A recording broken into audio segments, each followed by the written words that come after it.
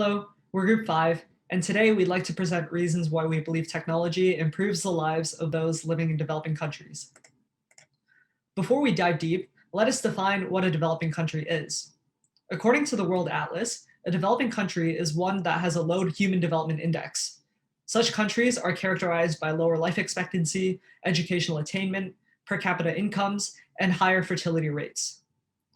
In general, we believe that technology has and will continue to address the problems faced by individuals in developing nations, thereby improving their quality of life. Technology provides the means to improve the poor accessibility and availability of healthcare professionals and systems in developing countries.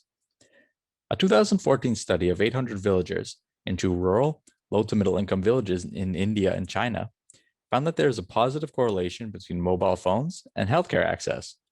Mobile phones allowed villagers to access health information from doctors, family, and the internet. Additionally, they facilitate access to healthcare resources, such as calling to book appointments or calling to order a taxi to transport to a hospital. And they even improve the quality of care an individual received when a third party, such as a doctor, was the one utilizing the mobile device.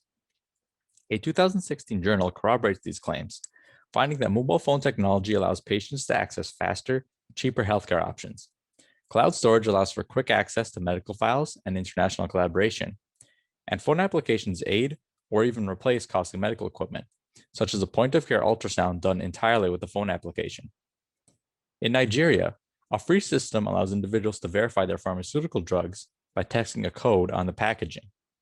Counterfeit drugs led to 12,300 deaths and $893 million in costs in 2019 for fake malaria medicine alone. And this system has helped reduce the prevalence of counterfeit drugs from 30% in 2009 to 10% today. Technology is making healthcare access in developing countries more available, more efficient, and cheaper. Conditions in developing nations have made it difficult for individuals to access financial services. According to the World Bank, as of 2017, 1.7 billion adults are unbanked, with virtually all of them living in developing nations. The most commonly cited reasons include physical distance to financial institutions, cost and documentation requirements associated with opening an account, and the lack of financial education. Information technology helps those in developing economies participate in commerce without the need for banking infrastructure, as evidenced by the rise of mobile money solutions. According to the GSMA trade body, mobile payments are already widespread in sub-Saharan Africa, garnering 470 million users in 2019. The ubiquity of mobile retailers and simplicity of mobile money systems have made them more accessible than traditional banks. Due to this, mobile money is projected to increase the GDPs of developing economies by 3.7 trillion USD by 2025, according to a report by McKinsey. Access to vital services is particularly important during disasters, especially in developing nations, where nearly 90% of disaster-related deaths have occurred between 1991 and 2005. Information technology has allowed for real-time, remote monitoring of disaster situations, enabling humanitarian efforts to more rapidly and effectively provide support. For example, the World Food Programme has used a system called MVAM to deploy food security surveys during disasters like the Ebola crisis. This has resulted in a 75% reduction in time spent on data collection, allowing the WFP to identify areas in need of aid and distribute food to them sooner. Technology is also helping to improve education in developing countries. In a working paper sponsored by the University of Virginia, we can see this table indicating a summary of different methods of educational technology and their effectiveness towards learning. We can see that access to technology is not the problem, as it has a minimal effect on learning. Rather, we see that the biggest effect is when technology is used to aid self-led learning and to assist teachers in their classroom instructions. One example can be seen in the MindSpark software in India. MindSpark is an interactive software developed in India that has been shown to make a big difference. It sets students work suitable to their level.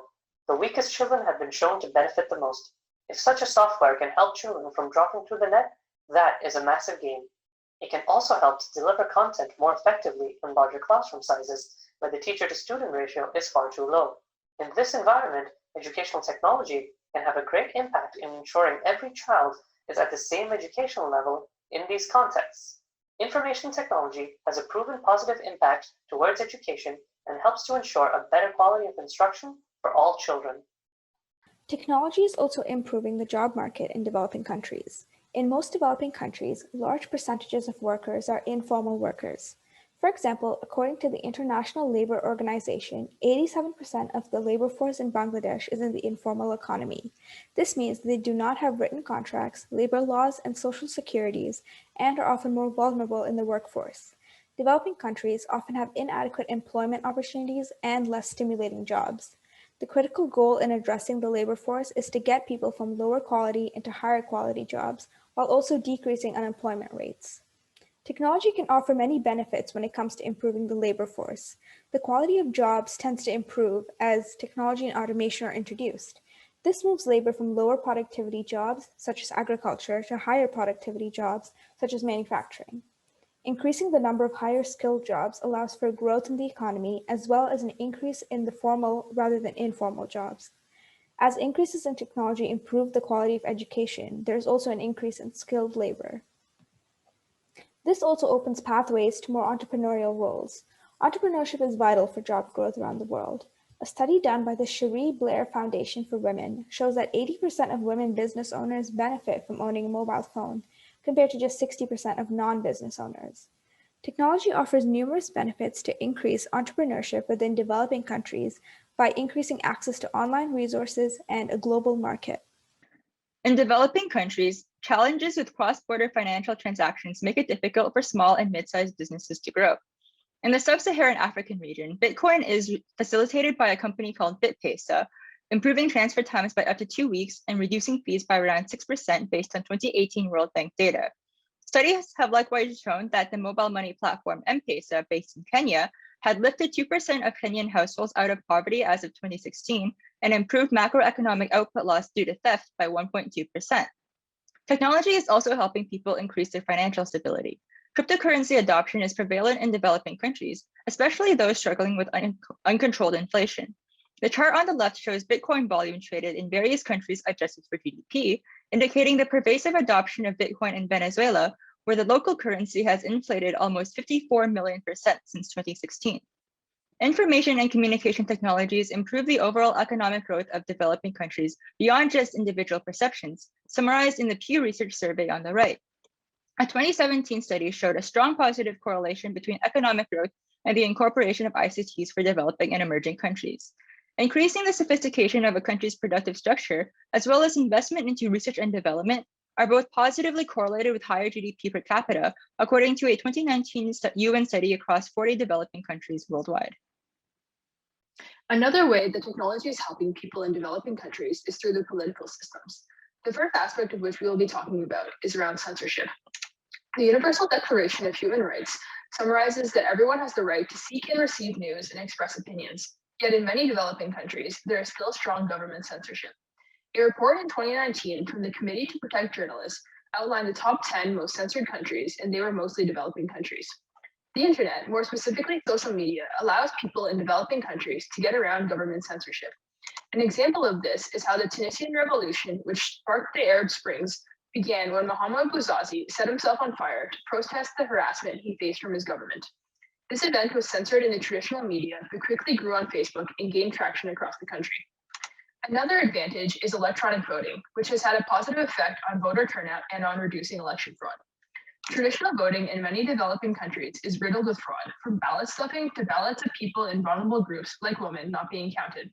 A study conducted by the Brookings Institute on the 2017 Indian election found that the use of electronic voting machines greatly decreased fraud and increased the competitiveness of the electoral process. Electronic voting has also been shown to increase voter turnout. In that same study, it was found that electronic voting helped empower vulnerable groups to vote, as they believed that their vote would have an impact. Another example of this is in the 2016 Philippines national election, which had a record turnout of 81% when they implemented electronic voting. In summary, we have shown how information technology benefits developing countries by expanding individuals' access to vital infrastructure and services, by improving quality of education, increasing financial stability, as well as economic opportunity and growth, and finally, by keeping people in developing countries politically informed and active. As all of these areas are quality of life metrics common across multiple institutions, we can conclude that information technology therefore improves the quality of life in developing countries. Thank you.